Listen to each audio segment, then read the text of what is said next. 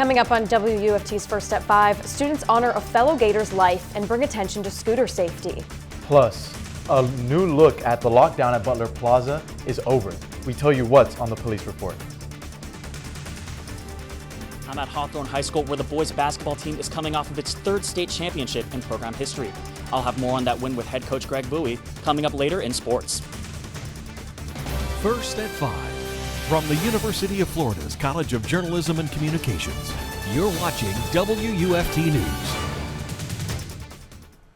Welcome to First at 5. I'm Kirsten Maselka. And I'm Bernardo Montas. A University of Florida student died Sunday night in front of Southwest Recreational Center after her scooter collided with a vehicle. WUFT's Nicole Beltran joins to tell us about the vigil that will honor her life.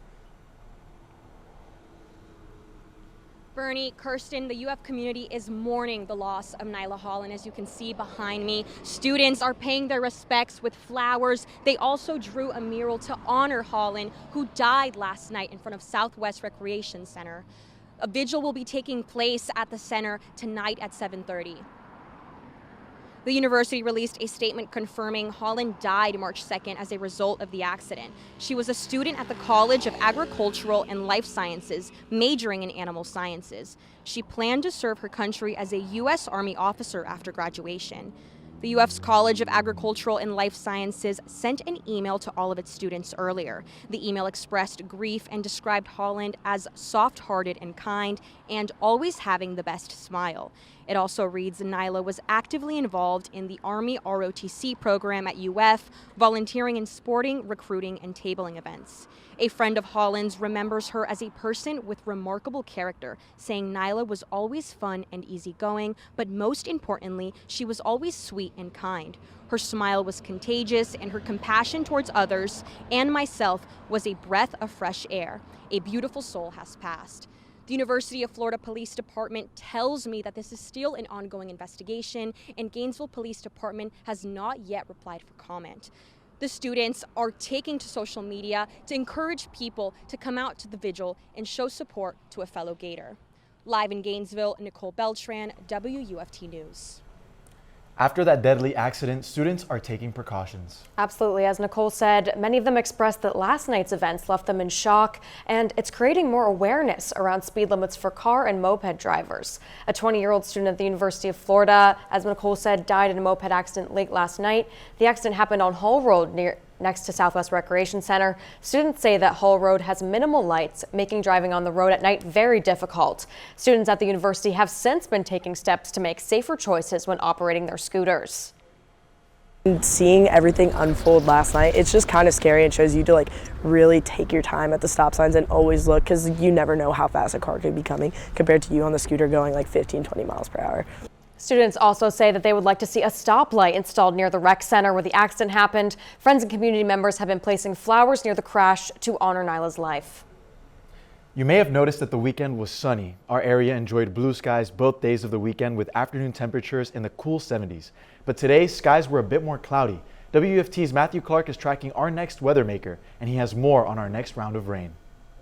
Yeah, a few overhead clouds right now on our satellite and radar, not too many, but our next weather system is this low pressure system that's moving its way east across the Rockies right now. All is quiet across the southern Great Plains, but some severe thunderstorms are going to start to fly up later in the southern Great Plains. It's going to make its way towards our area on Wednesday. I'll have that in a few minutes. But again, a few clouds overlooking our campus cam. Nice 69 degrees outside right now. A little bit sunny outside. It's been a nice day so far. It's been slight chill to the air. Temperatures in the rest of our area, 75 in Ocala, 75 down in the villages, 65 over in St. Augustine. It's been a beautiful afternoon for the most part. Temperatures aren't going to drop down too much as we head into the overnight hours, reaching the low 50s. We could be waking up to some patchy fog in the morning as well. But again, I'll be talking about that weather system moving our way in a few minutes. A woman is currently facing felony charges after shooting at police in a Walmart parking lot. WUFT's Emily Drelick tells us about the incident that shut down part of Butler Plaza for hours. A scary scene in Gainesville. Authorities say a woman, armed and agitated, barricaded herself in a Walmart parking lot in southwest Gainesville. The woman, 56-year-old Brandy McLaughlin, initially called the police to say she accidentally fired a gun in her trailer. When officers arrived, she began shooting. Walmart and surrounding stores went on to lockdown as the shooter kept firing at officers during negotiations. Police later found out she was armed with an assault rifle and 2 handguns. She refused to come out unarmed. You can hear pops coming from the direction of her trailer and the voice of police trying to get her out of the vehicle.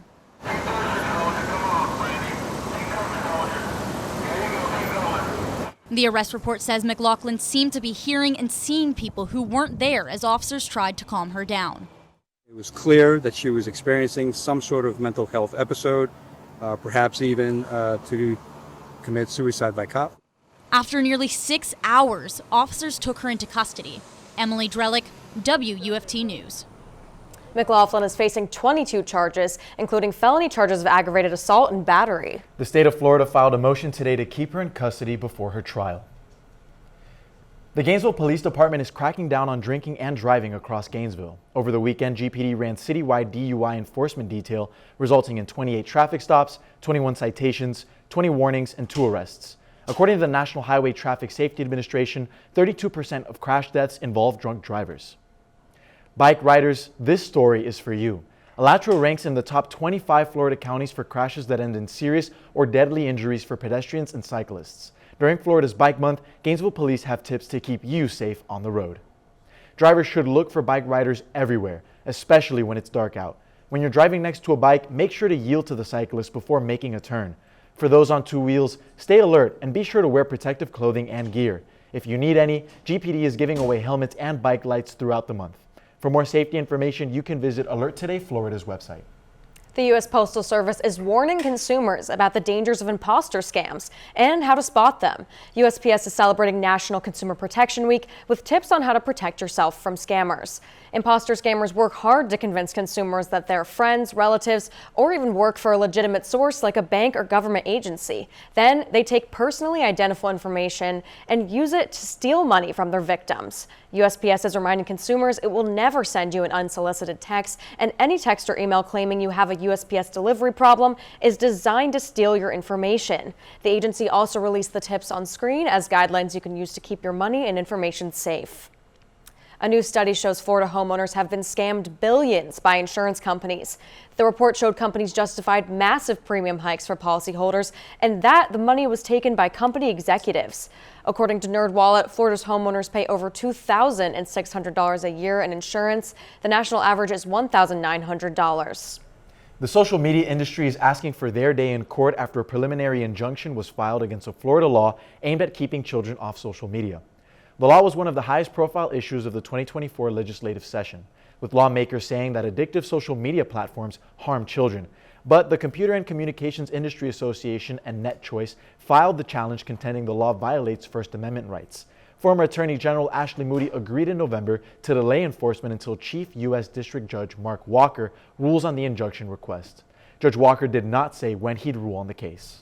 Casey DeSantis is heading on a possible run for governor in 2026. At a recent press conference, Florida's First Lady commented on if she would join the race to be her husband's successor. When asked by reporters on Friday, she quoted former baseball player Yogi Berra, saying, "When you come to a fork in the road, take it." This comes as Congressman Byron Donalds announces his intention to run with President Trump's endorsement, guaranteeing Florida's First Lady will have competition if she decides to join the race. Registration for the Alachua County Eco Chase Challenge is now open for residents. The 3-month-long scavenger hunt aims to encourage eco-friendly habits. It also features a $2,000 reward for the winners. Teams of 5 can compete in a series of challenges across the county to promote sustainability, recycling, and waste reduction. From March through May, you can answer trivia questions, attend community events, and visit eco-friendly locations around the county. There will also be bonus prizes throughout the game, like gift cards and gift baskets. Team registration closes at 50 teams, so don't wait to register. The rules to register are on your screen right now. Coming up, we break down the fiery exchange between President Trump and President Zelensky in the Oval Office. That's right, Kirsten. Plus, we let you know about the latest SpaceX launch out of Cape Canaveral.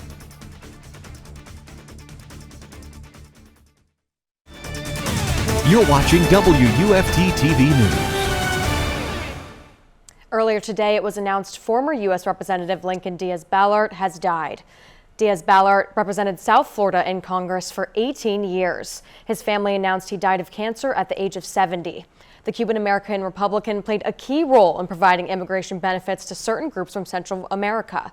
The family said a public memorial mass will be announced at a later date.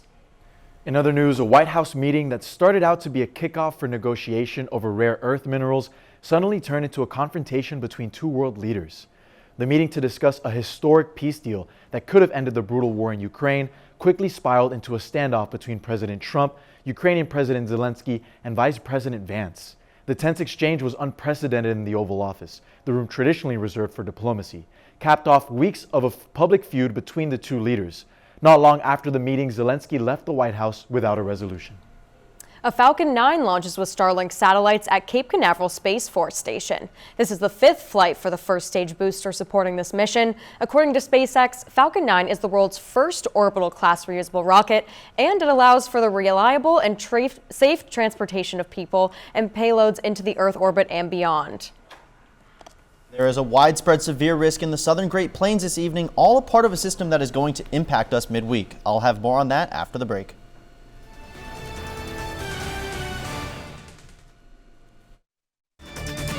You're watching WUFT-TV News.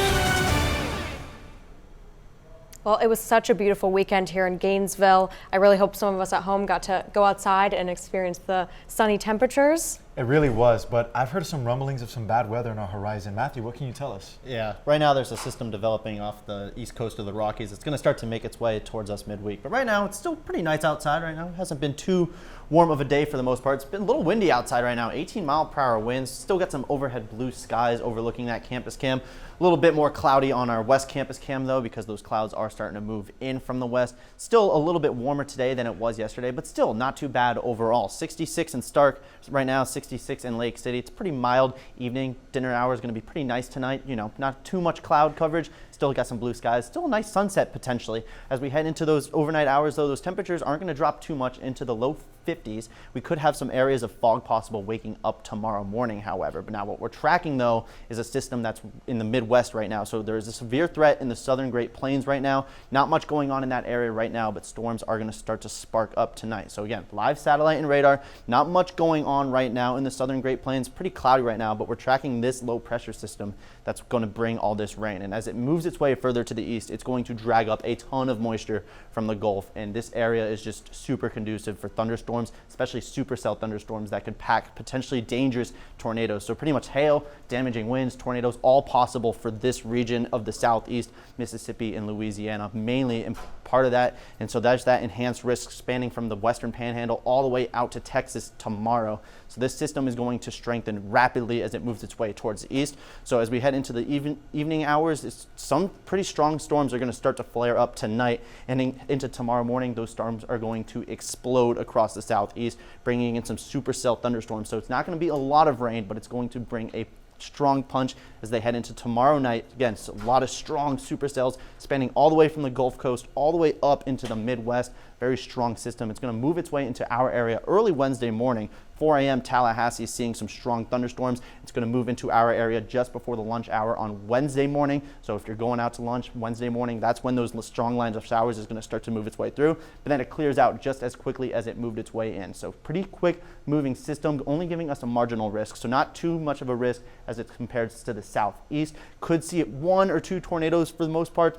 mainly up the Atlantic coast, but wind gusts of 60 miles per hour could be possible as well. So temperatures, going to drop those temperatures quite nicely. So Wednesday morning, we're waking up in the mid 60s. So pretty muggy Wednesday morning. And then that line of showers starts to move through. And look at that temperature difference. 79 on Ocala Wednesday before the lunch hour, and then 59 in High Springs. That is a stark difference from this line. Very powerful storm that's going to move its way through in that time. And then temperatures Wednesday afternoon, not too high. Wednesday morning into Thursday morning, it's going to get a little bit chillier, 45 degrees in the mid 40s.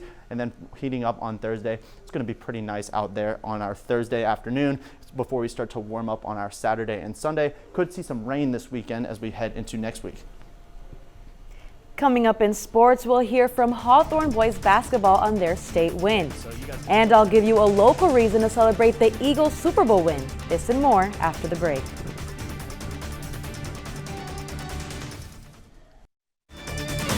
You're watching WUFT-TV News.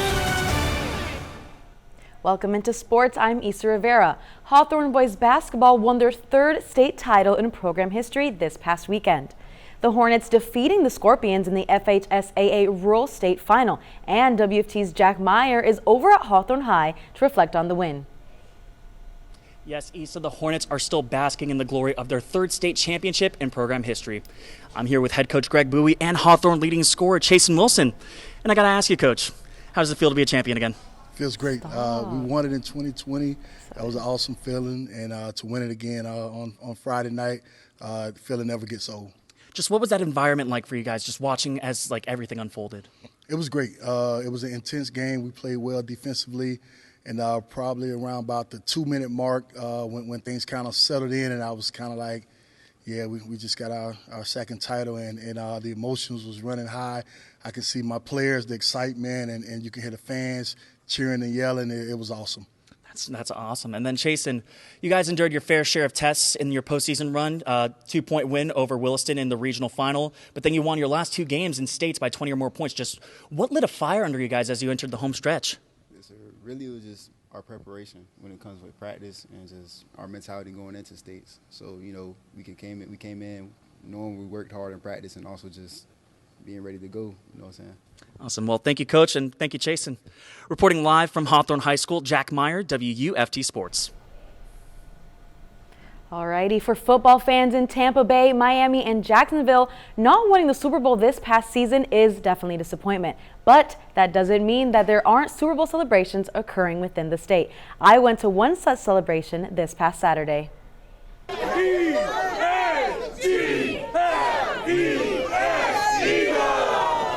In the 2024 NFL Draft, the Eagles selected Williston's Quinyon Mitchell, a cornerback from Toledo, with the 22nd pick in the first round. 10 months later, Mitchell returns to his hometown as a Super Bowl champion. I never jumped so high. I was just excited. I say he did it. This is his lifelong dream, and the city of Williston and surrounding areas, we are so proud of him. And that pride was on display on Saturday as the city held a community parade in Mitchell's honor. The parade included young athletes who participate in a program founded by Mitchell's father. He started this program in order to give his son a way to follow his early dreams of becoming a professional football player. Literally, the impact. If you see all those young kids, those little Raiders coming around there, they have a hero to look up to. They have someone and a good role model to look up to.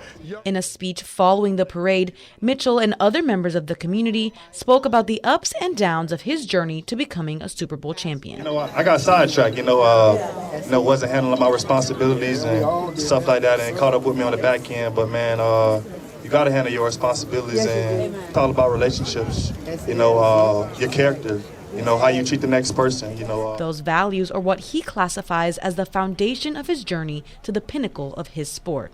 Mitchell received the key to the city as part of the celebration and says he plans on continuing to be an active part of the Williston community. The first annual Quinyon Mitchell Day may not be the last time the community celebrates their Super Bowl champion. The Philadelphia Eagles are currently the favorites to repeat as Super Bowl champions, and Quinyon will continue to be a big part of that success. The Gator women's basketball team has finished regular season play. Florida visited #1 Texas for their final SEC game of the regular season. Tough break. Despite trying to keep up with and even leading the Longhorns for just over 5 minutes, Texas beat the Gators by 26. Final score 72-46. Florida will stay on the road, now headed to Greenville, South Carolina for the SEC tournament. They are the 11th seed for the tournament and will face off against #14 Auburn at 8:30 p.m. on Wednesday night.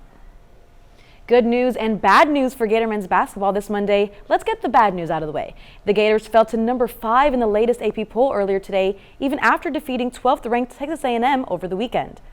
And it's not going to get any easier. This week they face 7th-ranked Alabama on the road on Wednesday. The good news is that Walter Clayton Jr. has been announced as a finalist for the Cousy Award. The honor is given to the best college point guard in the country. And to wrap things up, it's looking like a Florida derby down in Sunrise tonight with the Tampa Bay Lightning taking on the Florida Panthers. The Panthers just put Matthew Tkachuk on long-term injury reserve. He's going to be out for the rest of the regular season. And the Lightning have won 2 of the last 5 regular season meetings with the Panthers. And the Lightning are on a 8-game win streak. Well, as a Bolts fan, I'll be excited for that one. And speaking of Bolts and in terms of thunder, Wednesday we are going to get some severe weather here. Marginal chance, 100% chance of rain though on Wednesday around a lunch hour. 76 degrees, not too bad. It's going to give us a slight cool down as we head into Thursday and Friday before another system moves through over our weekend, Saturday and Sunday. Not nearly going to be as nice of a weekend as it was last weekend, but an eventful week for weather, that's for sure. Thanks for joining us. We're back here tomorrow for another edition of First at 5. But your North Central Florida news is always on at WUFT.org and on all our social media platforms. Have a good night.